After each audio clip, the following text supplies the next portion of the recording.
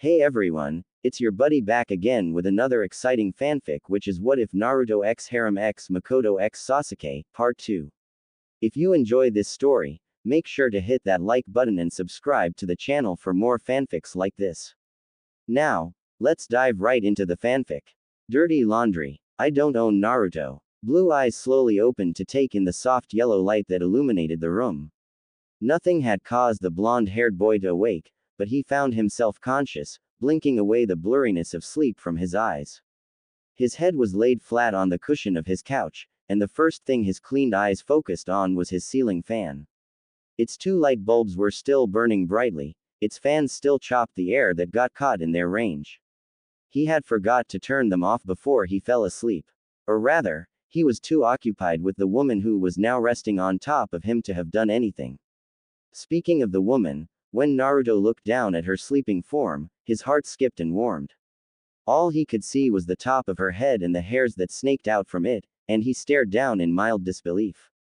He never thought he would have gotten to this point with her again. It was not his initial intention, but after the months with her passed, he found himself longing to pursue her romantically.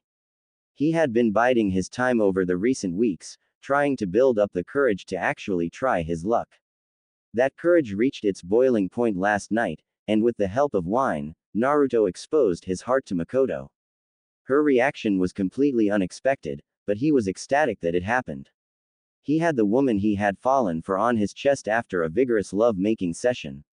What could be better? He revealed a huge grin, then kissed the top of her head.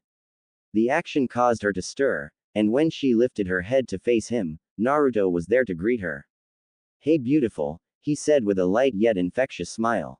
Mikoto, still dreary from sleep, moved her body up along his, tilting her head forward to bring them into a kiss. It was a short kiss filled with a lot of emotion. When she lifted her head away, her face was sporting the same smile. "Hi, sleep well." Mikoto paused to think of how she felt. A finger idly tapped at her lips as she formulated the words in her head. "I did, but it doesn't feel like we've been asleep very long." Naruto nodded. His eyes were warm and heavy, they stayed closed longer than average whenever he blinked. "Yeah, I feel the same way. Let me check." The blonde sat up, causing the Uchiha on his torso to move to one side of the couches to let him get out from underneath her. He rotated his body to put both of his feet on the ground below. The soft, thick carpet was dug into by his bare feet. He raised from the couch and took one step towards the kitchen before his surroundings became a blur. The walls flew past him as he plummeted down to the floor. He put his hands out to break his fall, and thankfully it worked. On the less than fresh-smelling carpet, he heard Mikoto giggle lightly. He looked back at her and saw her finger pointing towards his legs. Taking a glance at them, he saw them tangled in the jeans around his ankles. "I forgot about that," he said while getting to his feet. He pulled up his pants and covered himself in one fluid motion. With that debacle out of the way, he continued on his way to the kitchen, where he looked at the time displayed on the microwave. This appliance was the only one in his house that showed the time besides his alarm clock, which was in his bedroom. Upon reading the digital clock, he gave a surprised hum. "It's 3 in the morning, he said while returning to the couch. As he walked there, he inspected his window and the lack of light emitting from it. That confirmed his kitchen clock. He then turned his head to see Mikoto sitting up and took in her appearance again. The blouse that he had torn apart was doing a poor job at covering anything, and he noticed the damp spot on her jeans once again. Her dark locks were twisted, folded, and standing on end. He could tell that he was not in a better state. They both looked like the definitive example of S**X. "Hey, Mikoto, how about we get our clothes and ourselves cleaned up before we go back to bed? And this time we can be in an actual bed. I'd like that." She stretched with her arms high in the air. "Yeah, here, let me show you to the bathroom." Mikoto was assisted off from the couch and was led across the room. Naruto stopped next to the wooden door, opened it, and gestured at the shower inside. The woman walked through the doorway, and the man stuck his head through. When she turned around, she had a shine in her eyes. "Would you like to join me?" she asked. Naruto gave a short chuckle but shook his head. "As much as I want to, I need to get going on the laundry." So, if you would. He tilted his hand to have his palm facing the ceiling. All right, she humphed, defeated. She stepped into the shower and before long, clothes were flying over the shower rail and into the waiting arms of Naruto. When the clothes stopped flying, he was carrying a full outfit. Thanks. I'll get right to it then. As he said this, water started to come out of the showerhead. A startled yip escaped the shower, and Naruto chuckled again. The water takes a while to heat up here. Sorry, shoulda warned ya. He headed back out into the main room with the stack of clothes still in his hands. The pile was set on the floor before the blonde fell back onto couch. From the new position, he tugged at the white fabric that was Mikoto's blouse and pulled it out from the bundle of clothing. He set it aside and grabbed the other clothes, taking them with him out of his front door. Naruto's apartment did not have space for a washer or dryer, but the complex did offer a laundry room at the bottom floor. The blonde doubted that anyone was going to be down there at 3 in the morning, so he made no effort to hide Mikoto's clothes. Even if someone was miraculously using the machines at the same time as him, he doubted anything would come of it. His neighbors, however few of them there were, did not belong to the type of people that butt into others' businesses. It was a perk of living in the run-down part of the village. People don't know nothing and don't see nothing. It was safe that way. He descended down the exterior stairs, feeling the cool night air against his exposed torso. When he got to the door to the laundry room, he twisted the knob and was relieved to find it unlocked. He walked to the first washing unit and threw the clothes in. He looked around the room to check for anyone else. Seeing no one, he quickly pulled off his pants and threw them in too. Detergent was splashed in, and the door shut with a satisfying click. Naruto idly stared at the washer for a moment, but decided that he had better things to do. He returned to his apartment and dug through a drawer in the kitchen before producing a spindle of string with a needle already attached. With it in his hand, he slowly paced around the living room, scanning the floor. Periodically, he would pick up a small round button from the floor. His search got harder with each button he found, but he was determined to find all of them. He had searched the entire floor looking for the last missing button, but came up empty. Until he lifted up the couch cushions. Not only did he find the button, but he also found an instant ramen flavoring packet. He kept that for later. You never know when you will get a defective ramen carton without any seasoning, he reasoned. After he put the cushions back into place, he sat back down near the blouse and began his handiwork. He had learned how to sew when he was younger, and had finally found a way to use his skill. The needle slid through the fabric like a hot knife through butter, bringing the string sailing along with it. He pulled it tight, and the crisscross of string secured one button to the blouse. He tied it off and nodded at his craftsmanship. The process was repeated until the last button was fastened. He held the blouse up high, looking for any more imperfections while also appreciating his work. While he scrutinized it, the door to the bathroom opened and let some steam float through the threshold. Naruto turned his head and saw the freshly cleaned woman in nothing but a towel. She was using a second, smaller towel to dry off her hair. Hey, he showed her the blouse, I fixed your shirt. She came closer and saw that what he said was true. She smiled and leaned down to give him a kiss on the cheek. Thank you. No problem. I'm gonna go check on the clothes. They're probably ready to be dried. In your boxers. No one's gonna be out there. I won't be there long either. He stood up and made his way to the door. His second trip to the laundry room was similar to the first, with nothing out of the ordinary happening. The washer had stopped its cycle some time while he was upstairs, so he transferred the clothes to the dryer and started its cycle. He made his way once again to his apartment, where Mikoto was waiting for him. As soon as he entered his home, he was asked a question by the woman clutching the towel that clung to her torso. Naruto, is there anything that I can wear while we wait? This towel's soaked, and it's getting kind of cold. Oh, yeah, sorry, he replied and jogged to the dresser near his bed. He opened up a few drawers and shuffled through their contents. He returned to the woman with a white shirt and a pair of shorts. Will these work? He asked. She took them and nodded. They'll be fine. Thank you. Great. He pointed his thumb at the bathroom. I'll be taking a shower now. Okay. How long before the clothes are done? Naruto paused, trying to come up with the answer. There's more clothes than what I usually use, so I'd leave them in for longer. A yawn tore through his face. I'm just gonna leave them in there till morning. Is that alright with you? Mikoto nodded while she yawned. Alright, be done soon, he said and closed the bathroom door, separating the two lovers momentarily. He turned on the water and felt it hit his outstretched hand. It got hot quickly, already warmed up from its previous use. He stepped in and felt the water soak his hair and run down his back. Usually a shower would wake him up, but the warm water comforted him into a relaxed state. After washing himself, the blonde turned off the water and grabbed a towel out of the small linen closet inside of the bathroom. He dried himself off quickly to get dressed in just his boxers. In a similar fashion to how Mikoto exited the bathroom, Naruto also allowed steam to escape from the room. Unlike the Uchiha, he was not in just a towel. He was not any more clothed though with just his boxers covering him. In his absence, the woman dressed in the clothes he supplied and put the wet towel at the foot of the bathroom door.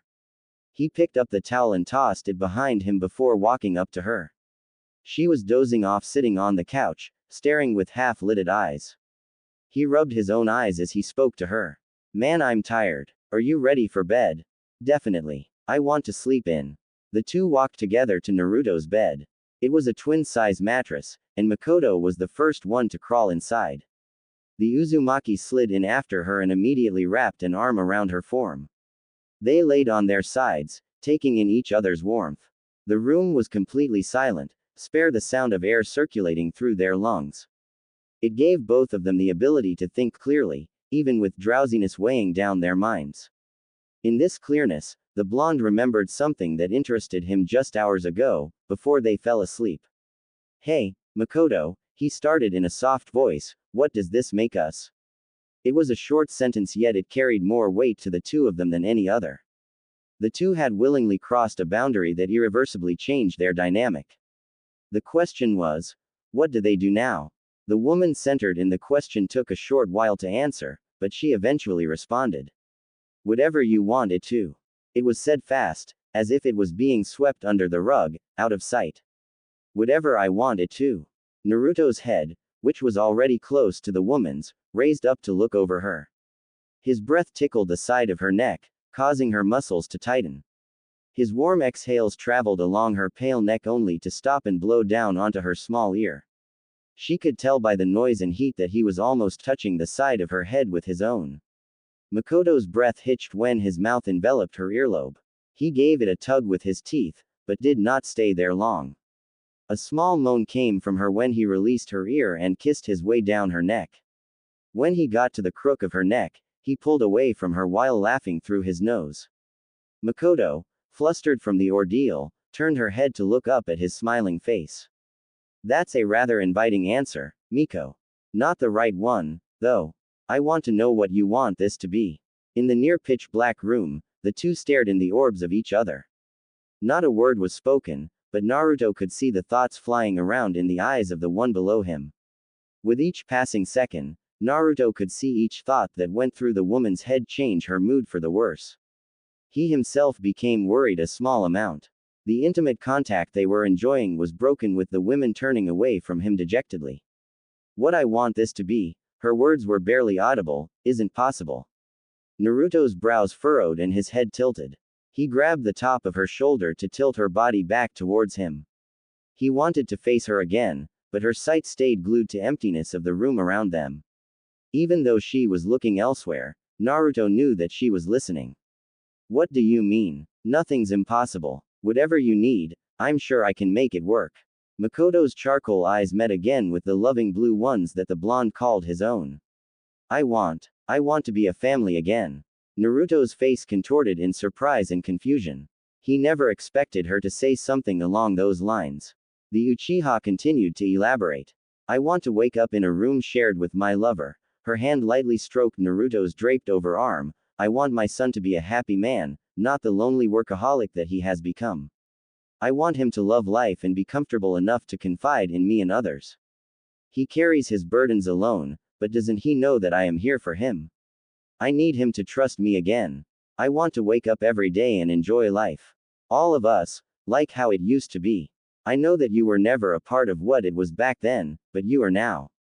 A smile was on her face, but tears welled in her eyes. Naruto stared at her in mild astonishment as he took in her words. She missed the way things were, the existence that was stripped away from her all those years ago. Naruto could understand her longing for what was. He could not relate directly, but he reached out for any semblance of family every chance he got. He wanted a family just as much as the Uchiha beside him. He had also forgotten about Sasuke, forgotten about setting him right. His friend was an integral part in his original plan to help Mikoto. Now that he was reminded, he steeled himself and made it a priority to help the lonely man. Mikoto, I promise that I will make it happen. She shook her head and the tears that were held in her eyes began to flow freely. But you can't. You can't throw your life away for me. You have so much more ahead of you. I don't want to take away your life for my selfishness. Naruto shook his head after each of her sentences. He found himself disagreeing with the woman for once. You're not taking anything from me. I want to do this, because. His mind trailed back into the past, to all the time they had shared together. All of the laughs, the good times, the experiences. He wanted to continue to have them. With her. Because I love you. It's not a waste of my life to be with the one I love. Onyx's eyes widened in the dark room, and the rest of the woman's face was taut and still, displaying the utmost surprise. Say that again. Her voice was seasoned with disbelief. I love why. The man was not able to finish his sentence, his lips collided with his own. Mikoto wrapped her arms around his head and dragged him down. Their kiss lasted for a time neither of them cared to measure. When they pulled away, the woman spoke first. I love you too. The widest smile split the blonde's face in two. The woman's face sported a smile just as happy. Naruto fell onto his side, and once again put an arm over his lover's form. This time, his embrace was tighter. Mikoto did not mind in the slightest. No words were spoken for a few moments, but the two communicated through their embrace. After a short while, Naruto spoke again in a whisper. The quiet voice was void of any trepidation, only confidence and determination. I'm going to do it all. For you. That's a promise of a lifetime. He felt small fingers interlace with his own. A gentle squeeze came after. You don't know how much this means to me. If it's anything like how much it means to me, I have an idea. Now, since that's squared away, let's get some sleep, yeah. The pair closed their eyes and fell asleep to the rhythm of full, beating hearts. A breathy yawn tore through the now disturbed silence of the dim room. Its inhabitants slowly awakened to meet the day. Naruto grunted as his arms stretched out into the air and attempted to touch the faraway ceiling. He hyperextended his elbows to drive away the stiffness that sleep allowed to seep into them. With his arms finished, he sat up, twisted his back, and gave a content sigh when he heard the satisfying cracks. Then he put his hand against his jaw and pushed his head up and to the side. Similarly to what happened with his back, quiet pops sounded. He switched the side of his jaw that was being pressed on and pushed again. After that, he rolled his neck and sighed while kicking away the blanket that enveloped his lower half. This routine was not something that he did often because it usually only needed to be done after he slept for a long time. His profession led him to be used to waking up early and not having to deal with an overly rested body. Though he was accustomed to sleeping less, he still enjoyed the chances he got to adjust his skeleton. Something felt great about sleeping so much that you had to fix yourself. The actions quickly woke up his bedmate, who was a light sleeper as it was. She also stretched and twisted to help herself wake up, but it was nowhere near as extreme as what the blonde had done. She arched her back and sprawled out onto the bed. The black hair-covered head came to rest right on top of Naruto's thigh and he smirked. His hand traveled to it and he wove his fingers through her dark locks. His fingers stroked her scalp, and she tilted her head up to look into his sky-blue eyes. The man could see the bright smile that adorned her upside-down face. He leaned over to give her a kiss. It was kind of awkward to do with one of them being upside down, but neither complained or cared for that matter. He withdrew from the exchange and returned to softly scratching her head. She hummed with approval as his digits massaged her scalp. Good morning, love. Naruto had never said that before, but he did not regret letting the word pass. The way Mikoto's mouth stretched upon hearing his words let him know that she was also glad he said it.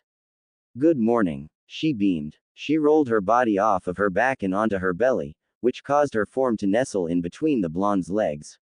Now she could look at the man without having to strain her neck. She dug her elbows and forearms into the bed underneath her and propped herself up. Her eyes were wide and lively like a puppy's, and her yoga-like position only increased how cute she appeared in the moment to Naruto. He gave a chuckle. You're in a great mood, huh? How could I not be? She gave a full-toothed grin, and Naruto was sure that he was the first person in existence to see an Uchiha smile like that. Things are on the up and up. Well, I'm glad you are because that smile looks gorgeous on you. If it was possible, the raven-haired beauty's mouth would have stretched in joy even farther. She raised off her elbows and instead pushed up from the bed with the palms of her hands. She was basically in the apex of a push-up. This new position allowed her to lean in close to her lover's face, where their foreheads touched. And it's all because of you, she said gratefully. She leaned in more to bring their lips together. It started out like the one that they had shared moments ago, but it soon shifted into much more passionate actions. Naruto's tongue pressed against her lips, and she opened them in response.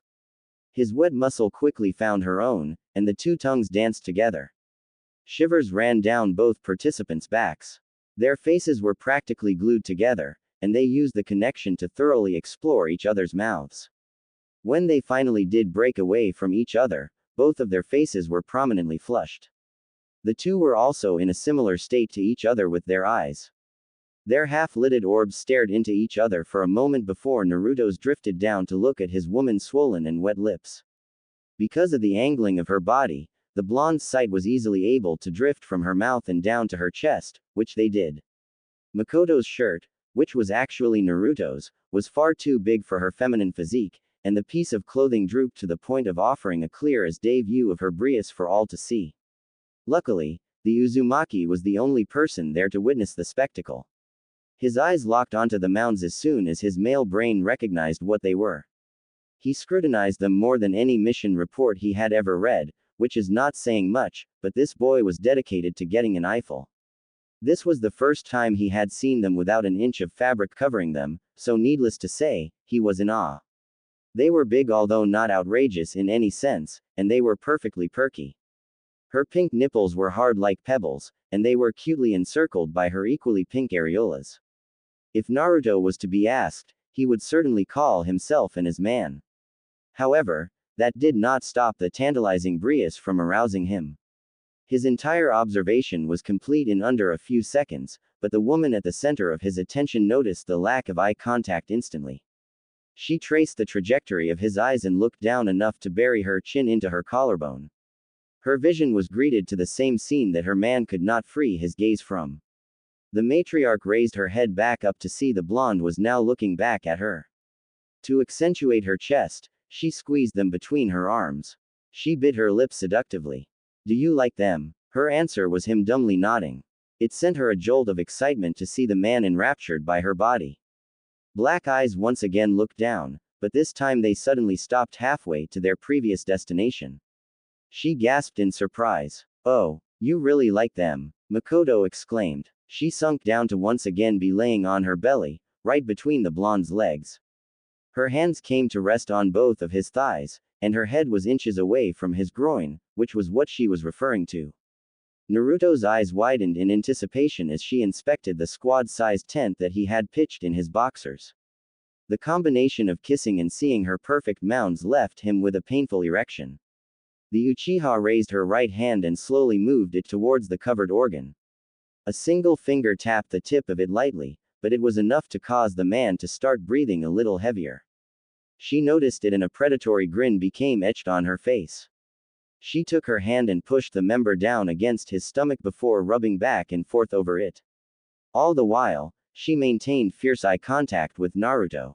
With each movement she made, with every touch, she watched his face morph into different states of arousal. She could feel him, harder than steel, pulsate in her palm. Empowered by the way she was able to excite him, she decided to go further with her pleasuring of him. Her hand regretfully left his piece to find itself putting a finger underneath the hem of his boxers. Let's see what we can do about this. With a slow tug, Mikoto was able to pull her lover's boxers back and free his penai into the open air. As soon as it could, the member sprung back up to point straight to the ceiling. It almost smacked the woman in the face during this, something that she would not have been offended by. From Naruto's point of view, he saw the woman's beautiful face bisected by his rod, which ran from her chin to well past her forehead. He was proud of his three-piece set, but it looked like it dwarfed the woman. Are you sure you can handle all this? He asked with a little concern. A hand instinctively came up to scratch the back of his head in embarrassment. He did not want to sound egotistical, but he had to be sort of realistic. Mikoto gave an amused humph, and her mouth switched into a confident smirk that Naruto had seen Sasuke sport before. He swallowed some air. Uchihas had competition in their blood. Just sit back and try not to blow your load too early. The way she said this excited Naruto to no end. While maintaining eye contact, Mikoto wrapped her soft fingers around his red-hot pipe and gave it a few tugs, making sure to caress his entire length. She then stuck her tongue out and pressed it against the center of his sack. Her tongue teased his balls before she soused one into her mouth and began stroking a fistful of his coc. Naruto moaned from the unfamiliar sensation he was subjected to. After a decent amount of attention, she let his one testicle go only to give the other half of the pair the same treatment. The stroking of his dick got faster and harder with her hand now rotating as she traveled up and down his shaft. Mikoto was really trying to prove herself. After a short while of pumping his rod, she let him out of her mouth and released her grip only to flatten her tongue against the base of his organ. She glided it slowly all the way up to the swollen tip, where she deftly swirled it around the head for numerous rotations. After she pushed strands of hair behind her ear, she took him into her mouth for the first time. With about a third of his pull inside of her warm, wet mouth, she once again began swirling her tongue around in circles. Lewd sounds filled the air as the woman worked her magic. At this time, the one receiving most of the pleasure snaked a hand through her hair. Damn, you're good at this. He barked out through gritted teeth.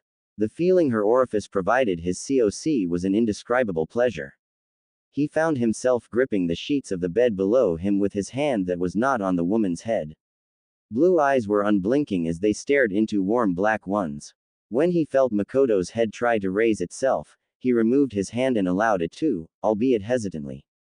The black-haired bombshell let the subject of her efforts leave her mouth, and she took some deep breaths. She continued to stroke the thing even though her mouth was unoccupied. Thank you, she said gleefully and sat up. She let go of the man's dick, causing him to give a dissatisfied whimper until he saw her pick at the hem of her shirt. He stared with unabashed amazement as she sensually peeled the shirt off of her curvaceous body. She stopped raising the shirt just as the bottoms of her boobs became exposed to purposefully tease her lover. Then she pulled the shirt tight against the plump melons and used it to pull them up. With each inch that she pulled the shirt up, the brias threatened to be exposed more and more. When she just about got to her clavicle, the friction could no longer carry the weight and her pale mounds fell out, much to the joy of Naruto. The little strip tease he had received had him begging to feel her juicy mouth around his coc again. Unfortunately for him, it did not seem like that was going to be happening yet. One of the perks of being with older women, she began while spitting on the area between her brias, is that they know exactly how to please. Naruto could only hope he knew what she was about to do when he observed her erotically spreading saliva over the inner sides of her pillow-soft orbs. With her tits shiny and wet, Mikoto returned to her on the belly position but was slightly higher up than the previous times. Naruto was elated to see that he was correct when the woman lifted her brias and rested them on either side of his meat pole.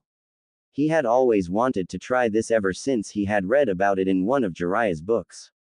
Since you like them so much, I thought you'd want to try them out. Naruto never nodded faster in his life, and a loud grunt escaped from his throat when she pushed her mounds together and sandwiched his unit.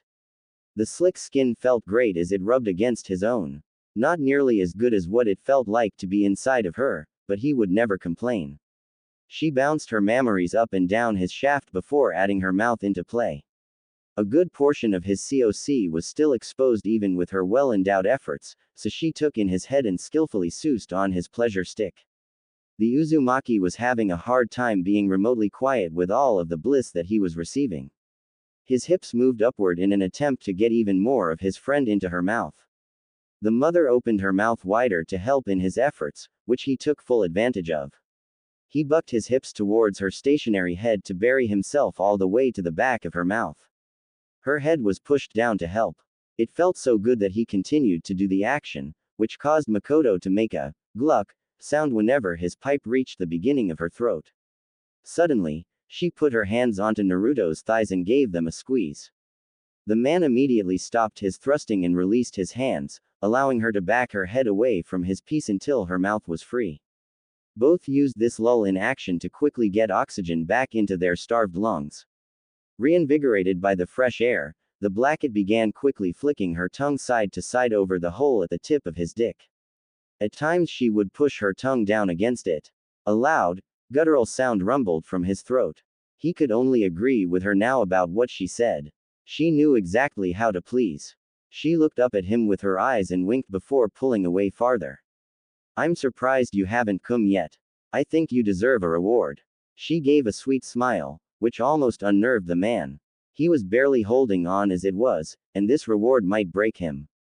She backed up into her original position and stuck her pink muscle out as far as she could before situating her open mouth above his member and plunging down onto it. She took in a third, then a half, and then 3/4 on her quest to reach the base of his dick. Naruto watched in disbelief as she bottomed out on his rod. He moaned at the sensation of her moist throat clamping around his organ and her fingers toying with his balls. He did not think it could get any better than what was happening right then, but he was at a loss of any functionality when she began to hum. Her vocal cords sent vibrations to the inner walls that gripped his COC, and it was one of the most stimulating sensations he had ever felt. With both hands on her head, he voiced that his end was fast approaching. Fuck babe, I'm gonna come. His declaration elicited no response from Mikoto, who was hard at work making Naruto melt in her mouth. Moments after he felt the pressure begin to build, the blonde erupted inside the awaiting mouth of his secret lover. His dick throbbed harshly as it pumped torrents of seed out and into her mouth. Only then did the woman lift her head up again. She stopped and stroked the shaft while sousing its head, trying to milk every last drop. After a few moments, she swallowed, much to the amazement of Naruto. She pulled off of his head with a loud pop and gave a coy smile. I definitely can handle it, she giggled while smiling with closed eyes, resembling a joyful child. A flabbergasted blonde stared dumbly at the now showboating woman and did a double take. How could a woman that just did what she did look so cute and innocent afterwards? You're the hottest woman on the planet. He stated as if it was a common fact, which to him it was. It was said out of the blue, too, but he was still coming down from a mind-altering orgasm. Mikoto's face lit up in amusement at his state and crawled up to kiss him again. The blonde, who was still a bit out of it, instinctively returned the kiss. By the time they separated, his head had cleared enough to leave him with a sneaky smile. Before the woman could comment on his minorly unnerving facial feature, she was pushed down onto her back, and Naruto slithered his way down to her pelvis. Your turn, he said with a Cheshire grin. 2 hands were placed on either side of her loose shorts, ready to pull them away.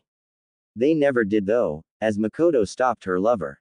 Wait, she began, causing the blonde to look up at her. I have to use the bathroom.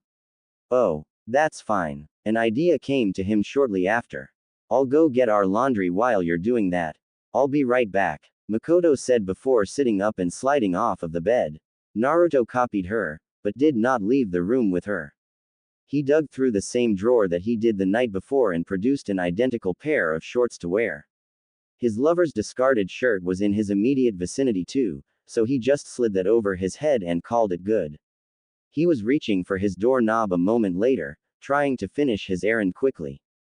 He lacked the slightest clue as to how long she would be in there for, but he did not want to keep her waiting. The door closed behind him and a key turned the lock to secure it. Locking the door was something he rarely did, but he would never risk someone walking in on his now topless love interest. He descended the exterior stairs and entered the still vacant laundry room to retrieve their fresh clothing.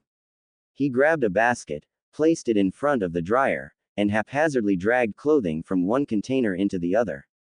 It was not a gargantuan task by any stretch, but it still took the hurrying man longer than he would have liked to complete. When all the clothes were placed in the basket, he picked it up and left.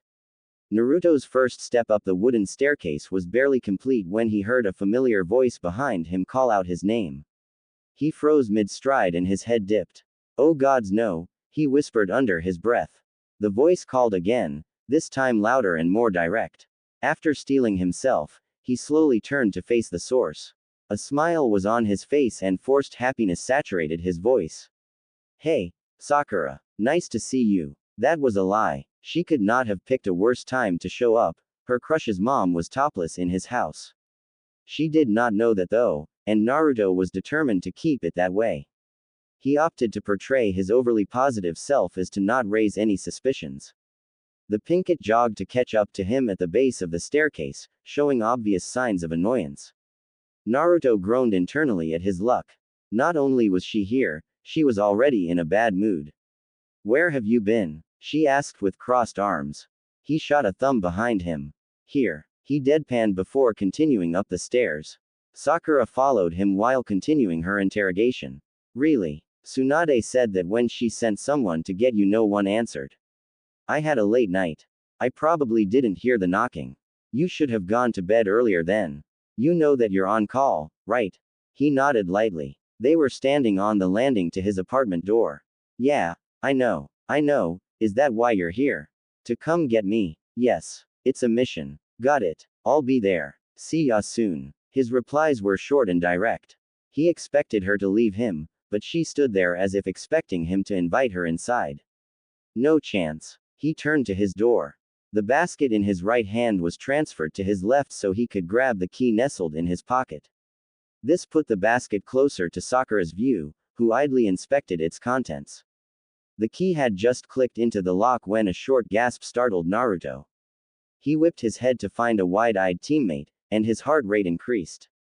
"What?" he asked. Sakura's eyes were looking down at his limp arm. Naruto glanced at the basket and looked at the clothing. Something that he did not do when he packed them into the container. On the top of the messy pile were the two things he wanted to hide, exposed for the world to see. Whose are those? A weak finger pointed at the black lace undergarments. Naruto's mind raced to find an excuse that would actually have a snowball's chance in hell of making sense without exposing his recent activities. He could not find one in time. "Do you have a girl over?" He almost admitted to having a female in his house, but in his panicked state, he decided that denying everything was the best course of action. "No." He mentally slapped himself. What else could he say to explain this? "Why do you have those then?" His mind blanked and could not respond. Unfortunately for the man, Sakura came up with her own answer. She withdrew her hand with a look of disgust on her face. "You stole them." The accusation was ludicrous, but Naruto had done nothing to help his situation. "What? No," he interjected, but his voice was lost in her loud accusation. "You pervert." Her fist was cocked back in anger before being sent towards the blonde's torso. Naruto could do nothing with both his hands occupied. He tried to dodge, but the intimacy of the space between them did not allow for evasive maneuvers. Remembering all the other occasions that the woman had gotten violent, he braced his torso for impact. The attack hit him square in the gut and sent him against the door. On the other side of the door was Mikoto, who was sitting on the couch. When she had finished using the bathroom, she excitedly returned to Naruto's bedroom thinking that the blonde man would be patiently waiting for her. When he was nowhere to be found, she went out into the main room to look for him. She looked for her borrowed shirt too, but gave up after a few moments of futile searching. Deciding to wait for the return of her lover, she fell down onto the couch and made herself comfortable. That was when she heard two voices through the door, with one of them being Naruto's. Her hearing could not distinguish any words being spoken until the voice she did not recognize screamed clearly through the door. That was what Mikoto experienced leading up to hearing a loud bang.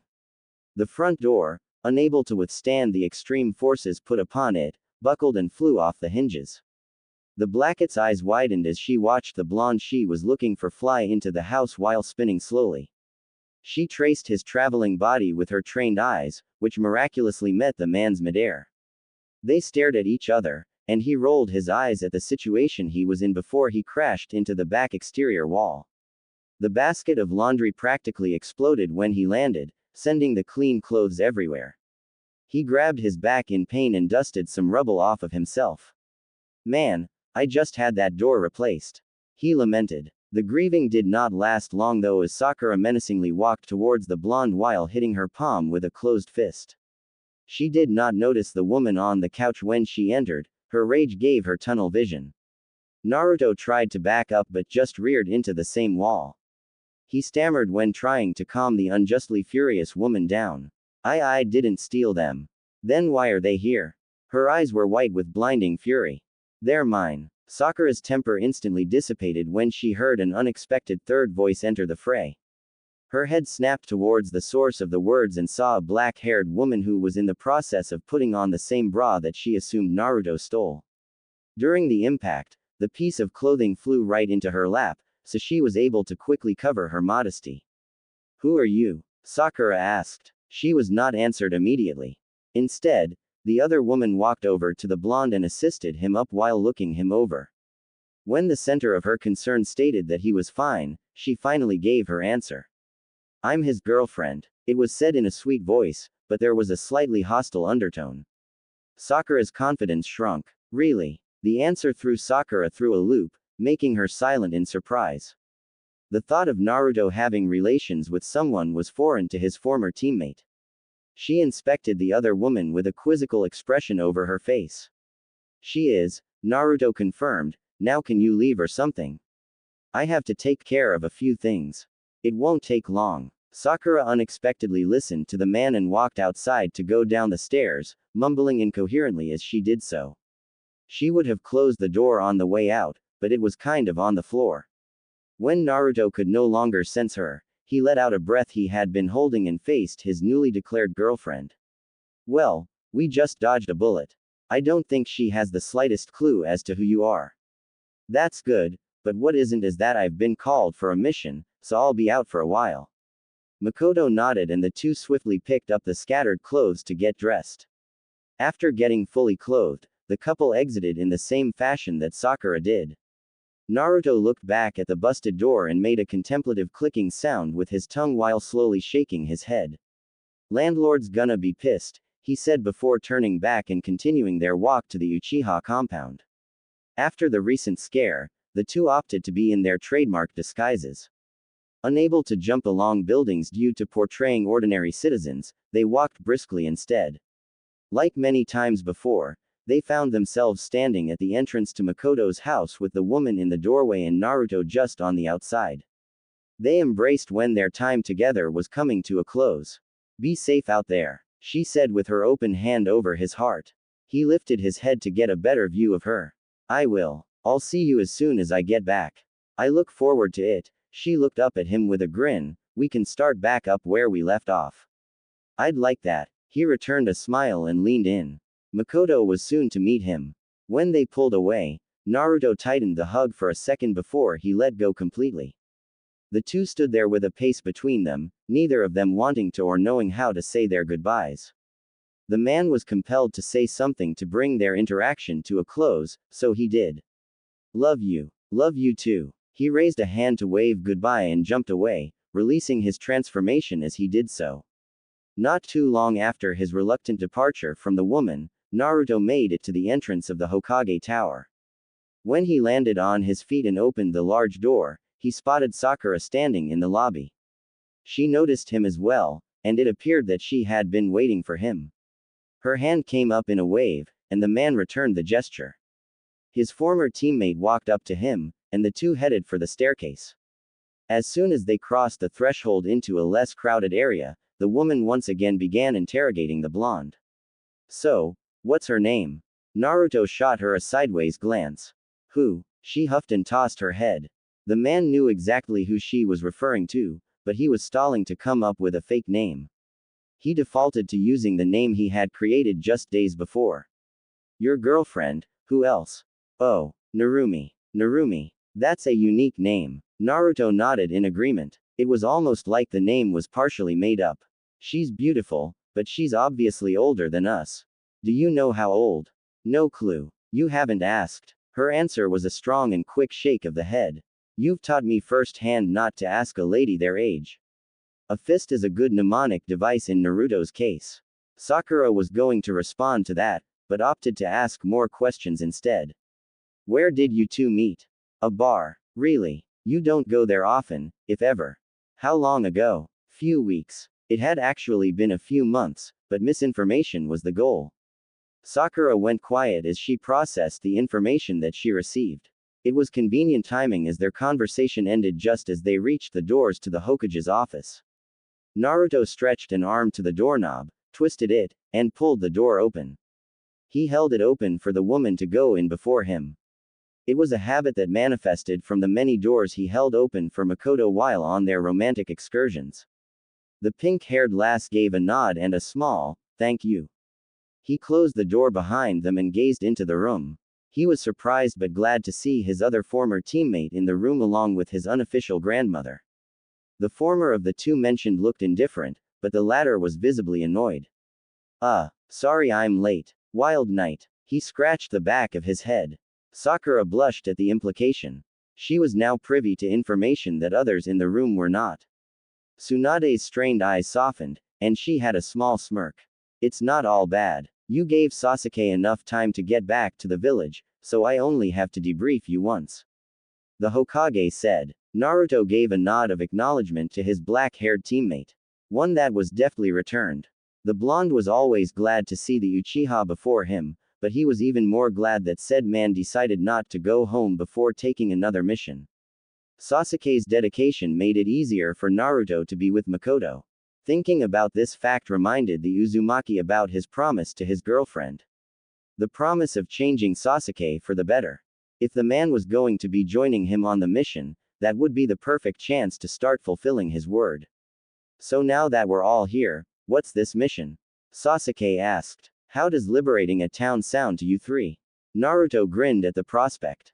It had been a while since they had heroically saved townspeople. Even longer since the three had done it together. I'm always on board for these types of missions. He answered. Sakura nodded her head in agreement, and Sasuke gave a content, HMPH. Good. Now, on to the details, Tsunade began while taking a look at the paper in her hands. It's in the land of iron. The town of Molten Sun is being forcibly occupied by a large coalition of rogue samurai. Naruto's eyebrows raised to his hairline in intrigue at the details. The land of iron was not a quick walk away. He was going to be out of the village for a considerable amount of time. Sakura's eyes also widened, but for a separate reason. Lady Tsunade, don't the samurai usually avoid interacting with ninja? Wouldn't they rather handle this amongst themselves? The Hokage nodded. They would never meddle with us if they could handle it themselves, but a samurai has not requested this liberation. One of the residents of the town has. He's a wealthy businessman, one of the most prolific distributors of chakra metal among other combat goods. The regime occupying the town has put a complete halt to his entire operation.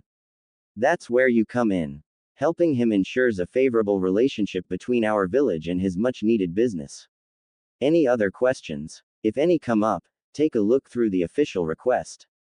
She threw the paper into the hands of Sasuke, who stored it away. With that out of the way, I need to go home and restock before we head out. Sasuke declared before exiting the room. Naruto offered a similar statement before he left. With the two men gone, only Sakura and her master remained. She looked behind herself to make sure the two men were long gone before she addressed her Tsunade. Miss, the Pinkett began, I'd like to talk to you about something. Naruto traveled down the stairs 2 steps at a time and jumped off the last 4 steps like a thrill-seeking child as he made his way out of the building.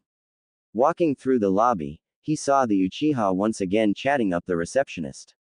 Whenever Naruto was lucky enough to cross paths with his friend in the Hokage Tower, it would always end up with him catching Sasuke flirting with Mimiri. He would tease the two in good fun, but they would both vehemently deny any of his observations. However, he suspected Mimiri only said what she did because she was copying her interest. This time, he decided to let the two socially awkward people have their time together uninterrupted. He went straight out the door and towards his house. There was a mission he had to prepare for. Regrettably, it would keep him away from his newfound love for at least a week. Hot sun, cold wind. The blazing sun shone down onto Naruto's light hair, causing the blonde to raise his resting head off of his chest and up to the sky. His blue eyes squinted and watered when they took in the powerful rays of the fireball above. The small smirk he had been sporting morphed into a disappointed line from the heat he was now being subjected to. When he had first arrived at the village gate to wait for his teammates, the great wall that enclosed his home cast an impressive shadow. The cool shade was welcomed, and he leaned against the object that darkened his form. Waiting in the shadows was a pleasant experience, but his dark refuge dwindled with each passing minute until he was met with his current situation. The great star in the sky was directly overhead, the walls shadowed down to inches, and Naruto's scalp was hot. Despite cursing the state he was in, the man was fond of warm temperatures. They had been a constant throughout his life because of being raised in the land of fire. His tan skin was a testament to that. He could handle any heat with ease, but given the choice between sun and shade, one always took precedent over the other. His tortured soul was quickly rescued when he heard Sakura call out his name in greeting. Unlike the meeting between the two earlier that day, Naruto was actually glad to see her. He needed something to take his mind off of the heat that was assaulting him. Boredom was also gnawing annoyingly at his ankles. A conversation would remedy both. He pushed off of the wall with his back and walked towards her while waving. "Hey Sakura." She smiled back and greeted him like she used to when they were younger. "Hi Naruto. Sorry I took so long. I had to pack extra for where we're going." She patted the large pack that she carried on her back. Looking at Naruto, she noticed he looked exactly the same as what he did when they were debriefed. Her head tilted, and the man knew what drew her curiosity. "Almost all of my gear is sealed away, so I always have it on me." He unbuttoned a flap on his flak jacket and revealed 6 small scrolls nestled in tubular pouches. Each scroll had a different colored edge for differentiation. Pulling out the wrong scroll could be a death sentence in a fight, so he opted to remove the thinking game altogether. That amount of foresight was uncharacteristic for Naruto, but he had learned a thing or two. Especially from Mikoto. At the thought of the black-haired beauty, his eyelids fell and a smirk grew. Sakura had been in the beginning of a conversation with him, so when the far-off look came she was instantly confused.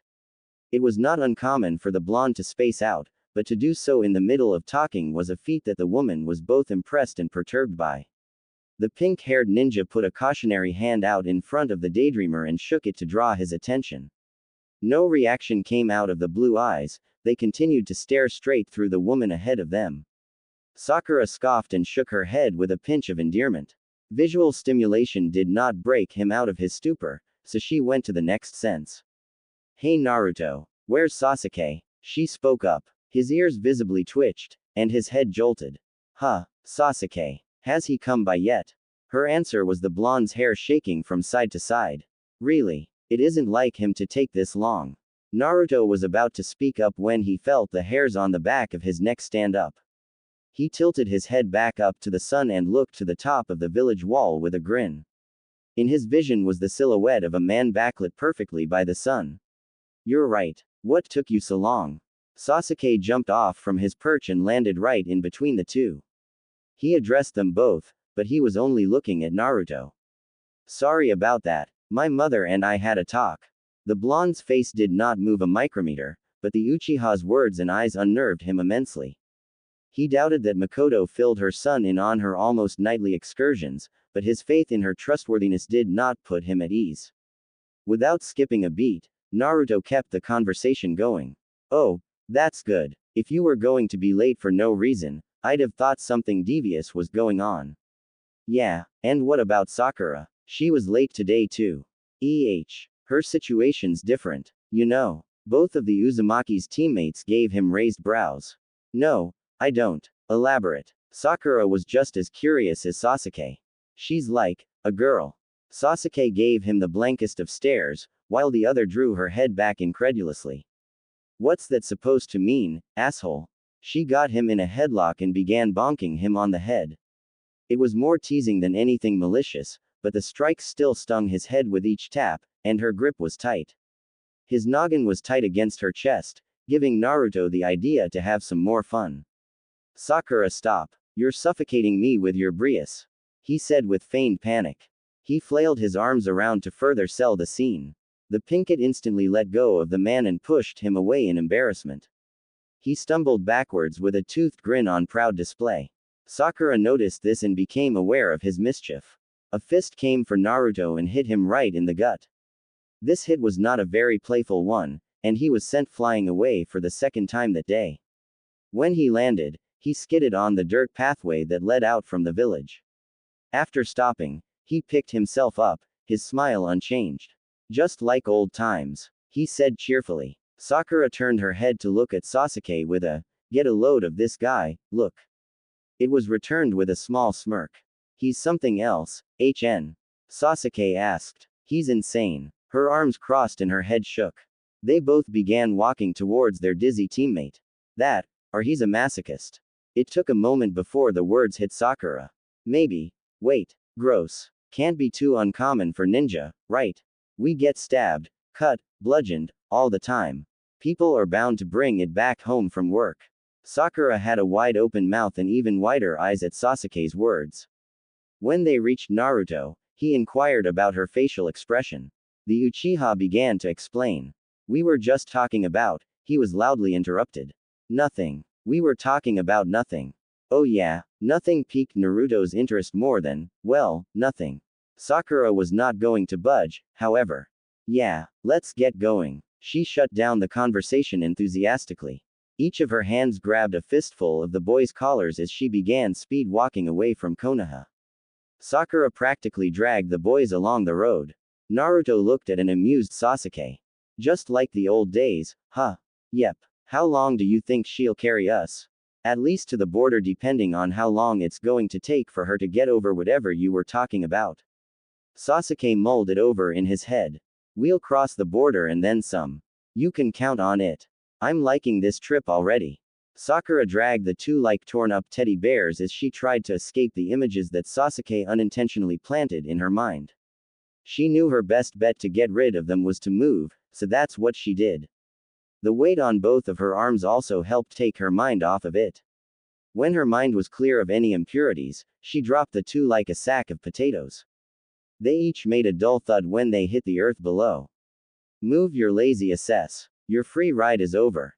She clapped her hands to clean them. "Well, what you know," Naruto said while dusting himself off, "we're past the border."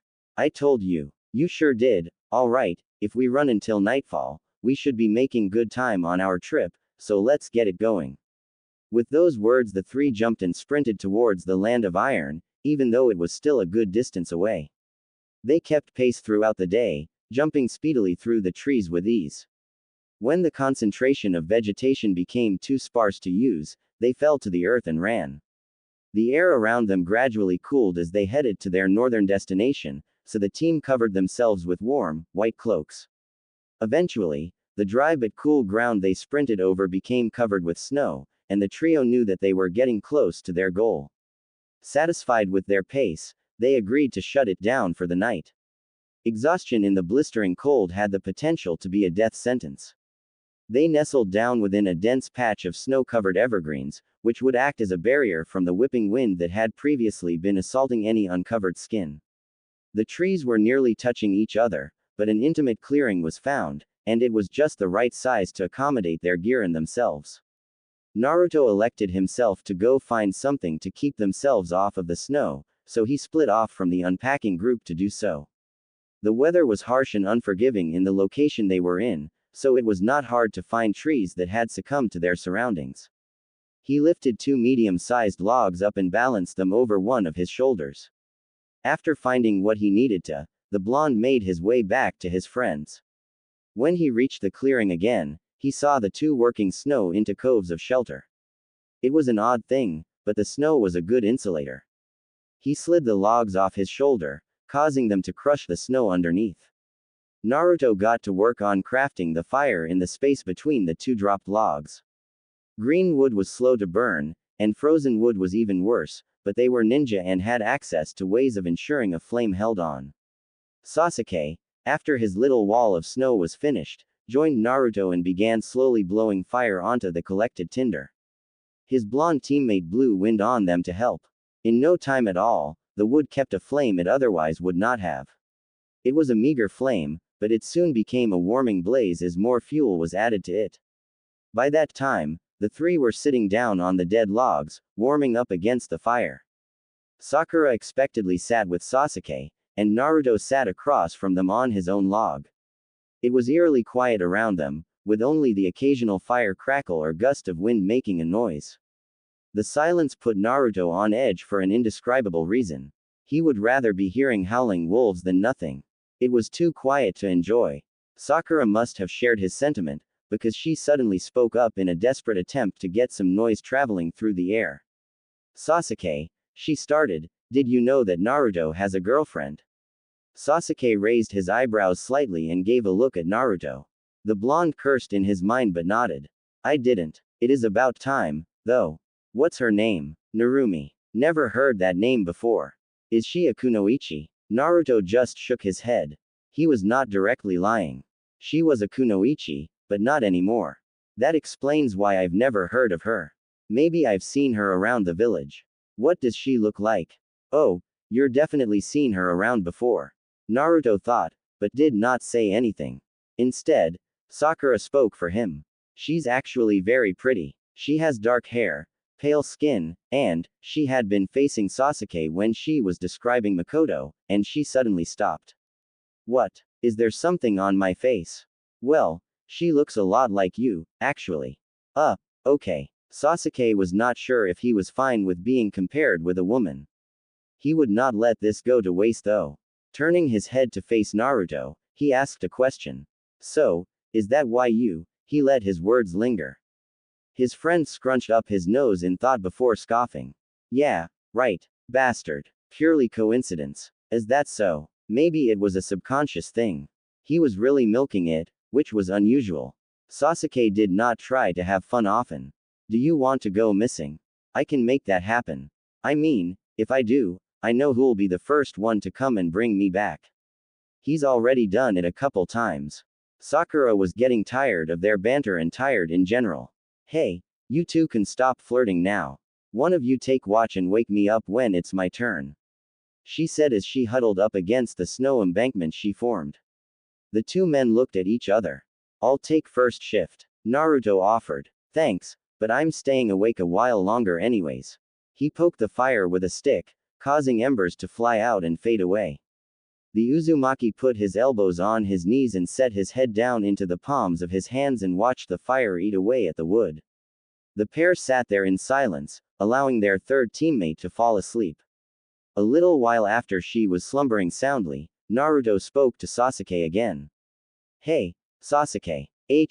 When's the last time you took a break? Right now. No, not like this, I mean a break from missions. When it was my birthday. You were there, remember? That was the last time. Seriously. That was so long ago.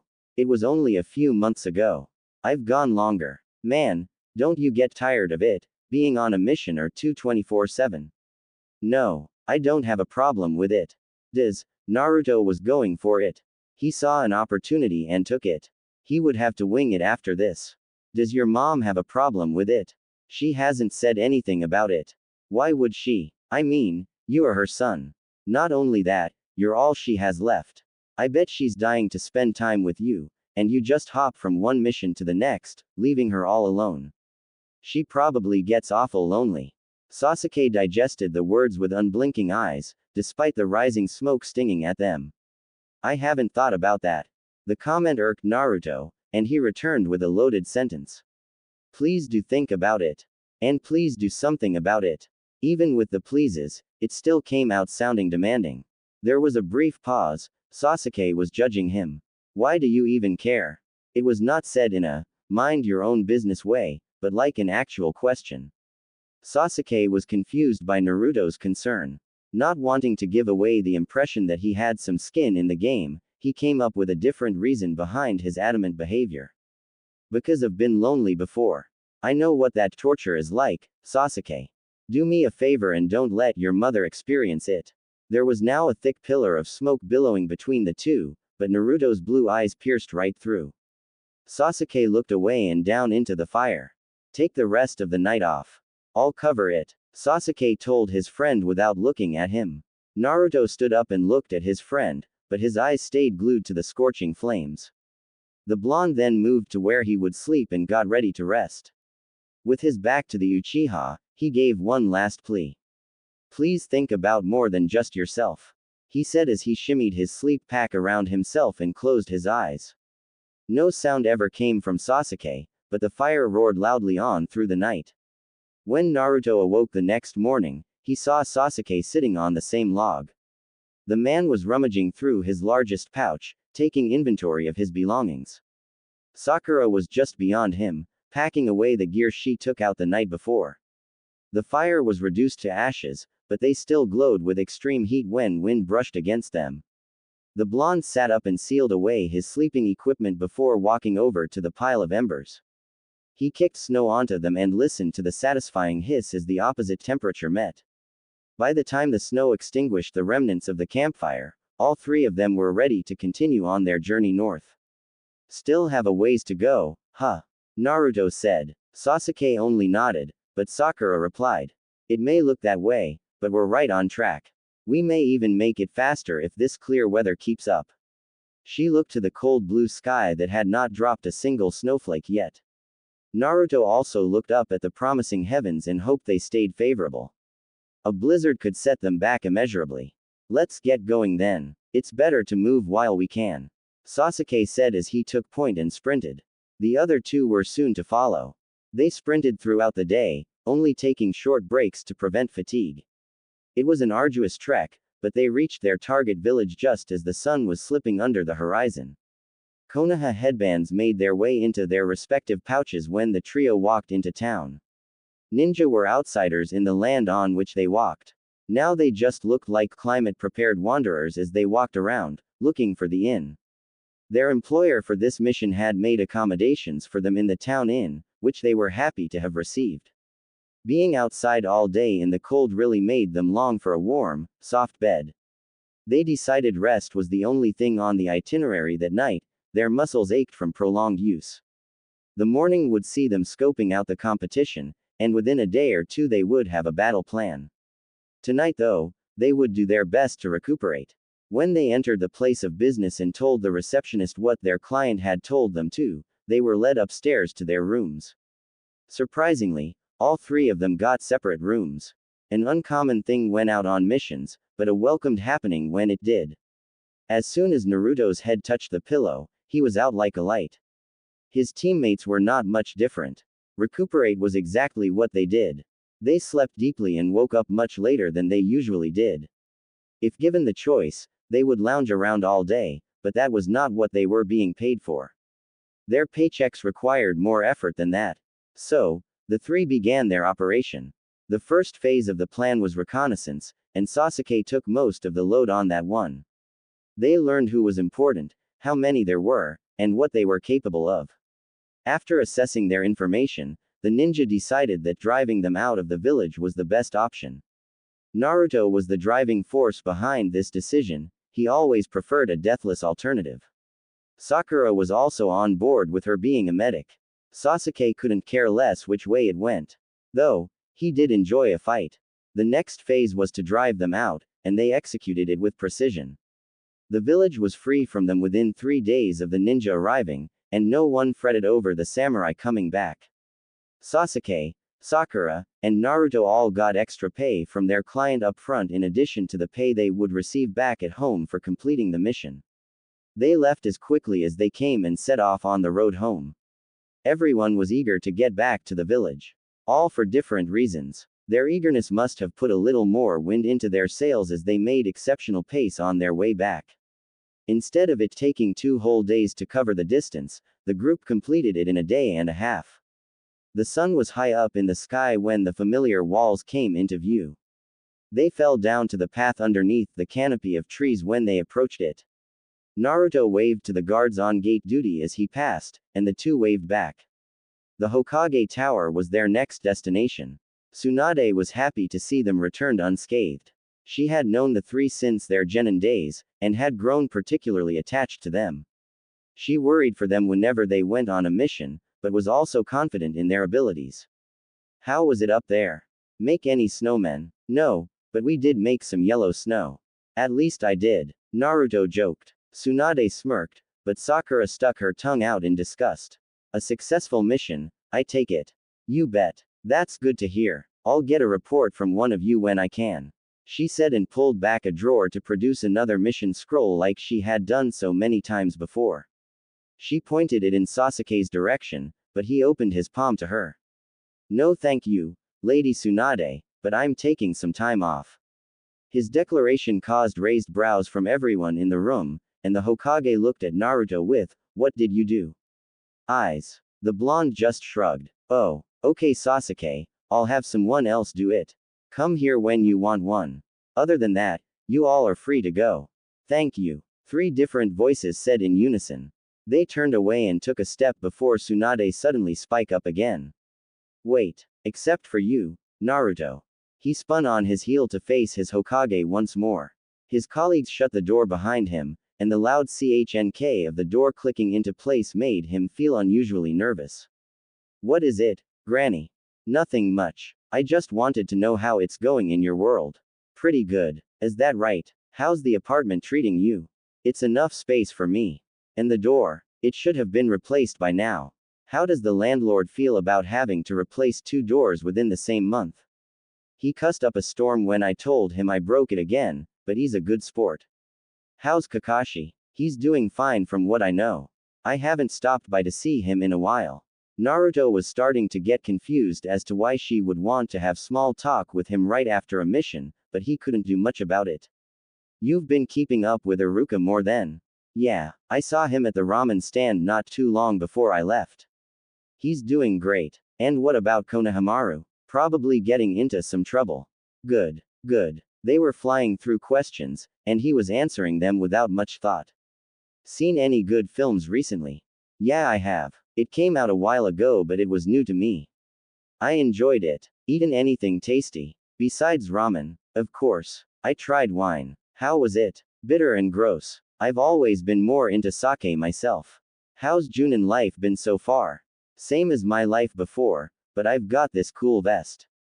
And how's Mikoto been treating you? Wonderfully. He froze with his body ramrod straight as soon as the word left his mouth. Tsunade got all the information she needed. She leaned back in her chair with a devious smirk splayed on her face. Gotcha. Naruto gulped. Oh shit. Payment enough. Naruto stared blankly into the space beyond Tsunade's head, eyes wide like a startled deer. He was immobilized, but the brain within his skull raced to get some sort of foothold on the situation it found itself in. The terribly unexpected happened, an event that he had not once thought to prepare for. He was caught. Worst-case scenarios bombarded his mind like a cynical slideshow, making him fear the repercussions that could become reality. His limp arms twitched and his clammy palms clenched. He could feel his pulse behind his eyes and hear it around his ears. He had seen better days.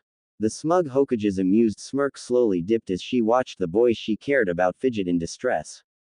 She originally expected the boy to come right back at her with a witty comeback after being exposed, but the uncharacteristic panic he displayed now made the initial thought of watching him squirm in embarrassment unappealing. She uncrossed her arms and spoke to him in a soft voice. It's fine, Naruto. You're not in trouble. He did not seem to immediately acknowledge his pardon as he immediately went on the defensive. At least, that is what Tsunade could only guess he was doing. But she's. His tongue tripped over itself. He was trying to speak faster than he could think. His mind was having a hard trouble coming to terms, but they eventually did. I'm not. No, she started with a warm smile, far from it, actually. Quote, the man's shoulders that were previously squeezing his neck dropped in relief, and a breathy sigh escaped his mouth. He looked up at the ceiling and fell down to his knees. Thank goodness. I thought I was going to be executed or something. One of Tsunade's eyebrows raised. Executed? For dating someone? Her words made Naruto stop his animated movements of joy. She was right to question his expectation, and after doing so himself, he realized that despite what it seemed like, he had been doing nothing to warrant punishment. Now that you say that, I do sound a little crazy. It just seemed like what I have been doing is bad. You know, there's nothing wrong with dating someone. At least, nothing wrong enough to punish you for. Even if they're old enough to be your mother. If Sasuke finds out, however, that's a different story. Naruto winced at the idea, and decided that he should come up with a plan for if that ever did happen. Speaking of finding out, how did you? Well, I've told you before that Mikoto and I are good friends. She got a nod. She's come and visited me numerous times over the past few months, and I witnessed her attitude gradually change for the better. It's amazing what you've done for her. She's happier than I've ever seen her before. Anyway, I wanted to know what brought this on, but I could never get a straight answer out of her. She would always giggle and murmur something incoherent. I was without a clue until Sakura told me that you were dating someone who looked awfully similar to Mikoto, and your reaction a few minutes ago confirms my theory. I should have realized sooner, without her help, that my little sunshine sure does like to brighten up people's lives. Naruto smiled and rubbed the ball of his foot into the hardwood below like an embarrassed child. He had not been called Sunshine in a while. She's changed mine for the better too, he said bashfully. It was strange to be talking about his girlfriend to the Hokage of all people, but that was the crazy life he led. Do you love her? Her question cut through the air. Naruto's timid demeanor vanished. Yes. It was said without the slightest hesitation. Tsunade's mouth curled into an even deeper smile. Then why are you still here? Naruto looked around the room for a confused moment. I can leave. He pointed at his chest. Go to her, loverboy. She barely finished her sentence before her door was flung open. He would have slammed the door behind him, but years of his granny chastising him for it caused him to slowly shut it. After it was though, he barreled down the staircase to the lobby, where Sasuke was once again chatting up Mimiri. The Uchiha saw the blonde whip by and called out for him. He managed to catch his attention at the main door, and jogged up to him. Naruto, I forgot to tell you something when we first got back home. When Naruto looked at Sasuke, he realized that seeing Mikoto today was no longer a possibility. In his haste to run to her, he forgot about the other Uchiha taking some time off. His elated mood dipped at the realization, and he started to regret telling Sasuke to spend more time with his mother. He quickly shook that thought away though. Mikoto wanted this. Oh, what was it? Well, when my mother spoke to me before we left for the mission, we talked about how I would miss her birthday. So, we decided to have it after we got back.